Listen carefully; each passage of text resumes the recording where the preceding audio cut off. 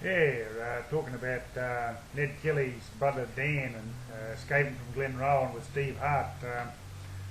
We'll mention some of his descendants. And Frank Harper was his son-in-law, and he married Ethel Evelyn Maude Layton, daughter of Fred Layton, alias Steve Hart, was secretly well known as Steve Hart, but really was Dan Kelly under double cover.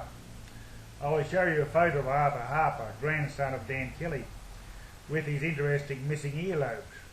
Also Dan Kelly's photo with missing earlobes. And to get rid of Ipswichs James Ryan, a cousin of Ned Kelly, said to be the Ipswich Dan Kelly, his photo with his very normal earlobes removes him from our search. He knew the story well and profited from the knowing as any showman would. The Masons, Harpers and Rolles of Collarenebri, who are from 1900 onwards descendants of Fred Layton and Margaret Elizabeth Looney, may have Kelly DNA in them, especially if they have the almost no earlobes, earmarks. A rare photo of Fred Layton would be handy to finally break a mystery. A bushman always reads the earmarks and brands of his cattle or sheep to watch for stragglers in the mob. And this Fred Layton, if he had almost no earlobes, well, he was Dan Kelly.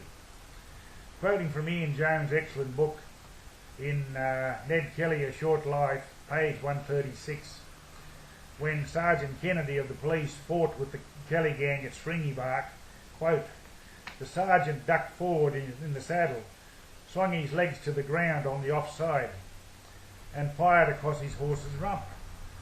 The bullet grazed Dan's shoulder as he and Joe moved forward, unquote.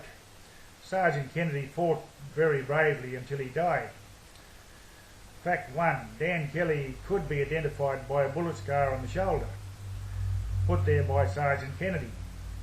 Fact 2. He had been hit at an earlier time with a stirrup iron on his left shoulder, leaving a scar, hit by Thomas Walker during a fight back in Victoria. Did Fred Layton have a shoulder scars? Did he have Dan Kelly earlobes? Almost none, like his grandson Arthur Harper in the photo that you'll see I'll put up. Thomas Walker met Dan Kelly at the Dalby sale yards, recognised him and said to him, take your shirt off and I'll prove you are Dan Kelly. Dan refused. They were at the horse sales, you see. Anyway, they talked for a while.